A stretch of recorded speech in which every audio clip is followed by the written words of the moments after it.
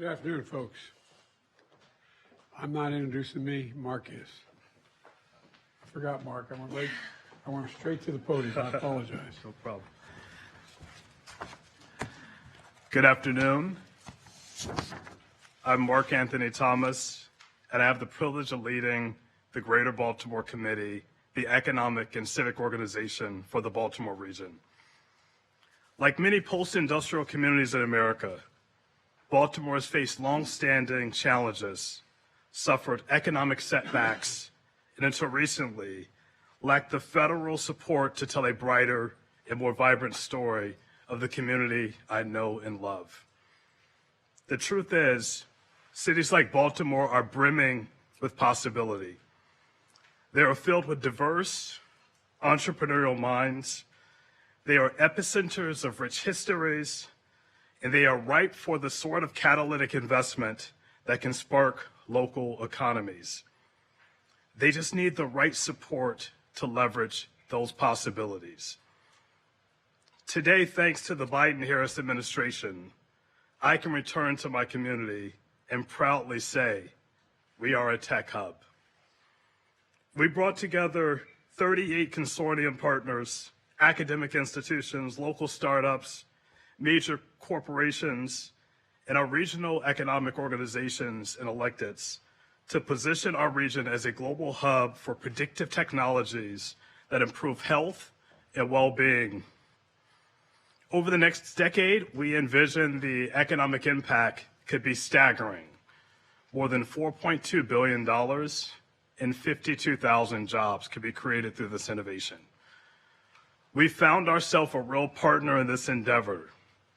Thanks to President Biden's leadership and the support of our state and local partners, Baltimore is poised to become one of the world's top biotech and artificial intelligence hubs. And so many communities just like ours are now set to become true economic powerhouses. It is now my honor and my privilege to introduce a true champion for innovation, President Joe Biden.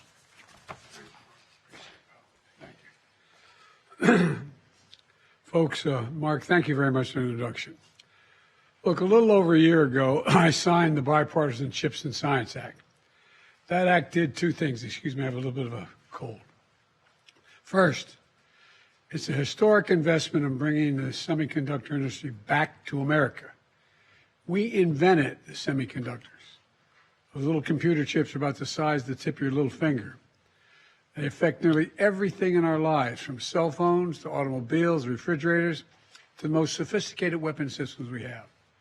America invented these chips, but over time we went from producing nearly 40% of the world's chips down to producing just over 10%. And as a result of the Chips and Science Act, the semiconductor companies all over the world are investing over $100 billion to bring chip production back to the United States. I've visited almost every major center, starting from South Korea on, and they want to be here, building the chips here in America. Second, the bill created what we call tech hubs as part of the bill.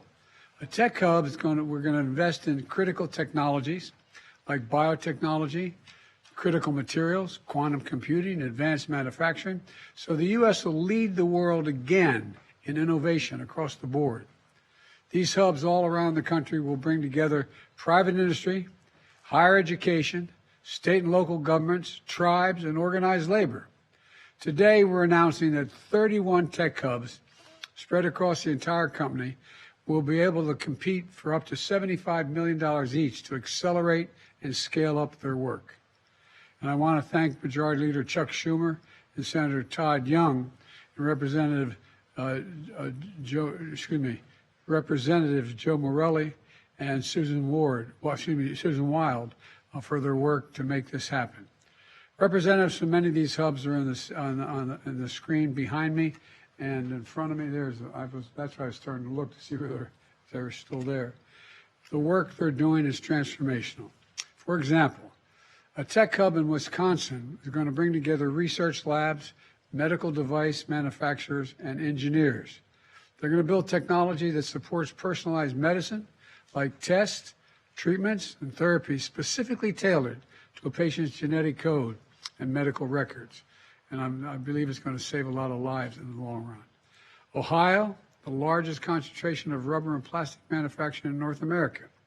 In the Ohio hub, businesses and universities are going to come together to develop sustainable plastic and rubber technology that can be produced with fewer emissions and is able to be recycled and is biodegradable and is non-toxic, which is going to significantly impact on the environment. These hubs are also making sure workers get the skills they need to do these jobs. For example, with the leadership of Majority Leader Schumer, a hub in upstate New York is going to support a workforce training program for New York's semiconductor industry, which, by the way, has seen tens of billions of dollars in new investment because of the CHIPS and Science Act. This hub will have a particular focus on training people from communities historically left behind, like women, people of color, to work in the semiconductor industry. The list goes on. We're doing this from coast to coast and in the heartland, in red states and blue states, small towns, cities of all sizes. All this is part of my strategy to invest in America and invest in Americans. It's working. We're creating good jobs in communities all across the country, including places where for decades factories have been shut down, hollowed out when jobs moved overseas to find cheaper employment. Over the past few decades, these communities lost more than jobs. They lost their sense of dignity, of opportunity, sense of pride. We're going to change all that. Tech hubs are going to bring this work to where people live in communities all across America. The press has started to call my plan Bidenomics. Well, under Bidenomics, you don't have to leave home or your family to get a good job. For too long, science and innovation and economic opportunities that came with it were concentrated on the coast.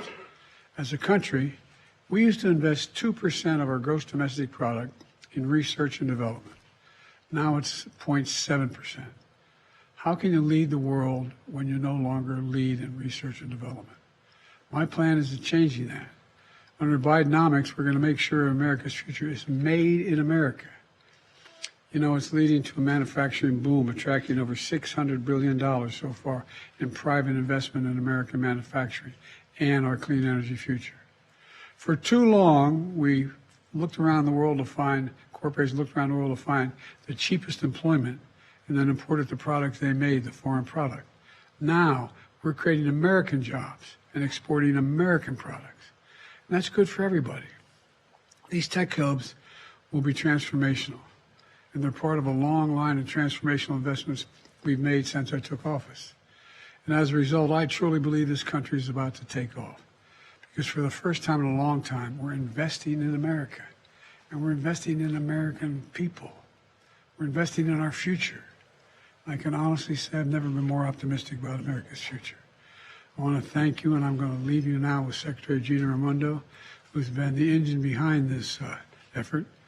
And she's going to lead the discussion with representatives from these tech hubs on the screen behind me for all of you to see. I apologize. I have to go to the situation with another issue that I have to deal with. But thank you, thank you, thank you. Sir, Pope Francis spoke at you spoke with Pope Francis by phone yesterday. I did. How did that conversation impact you? What did you take away from that conversation with Pope Francis? I'll answer this one question. The Pope and I are on the same page. He was very, very interested in what we were doing to deal with some of the crises that we're facing, particularly in Israel this time around. And I laid out to him what the game plan was, how we thought we should be providing the kind of assistance to Israel that needed. And the Pope was across the board supportive of what we're doing. Thank you. Is the U.S. supporting the hostages for a ceasefire deal? Why did you?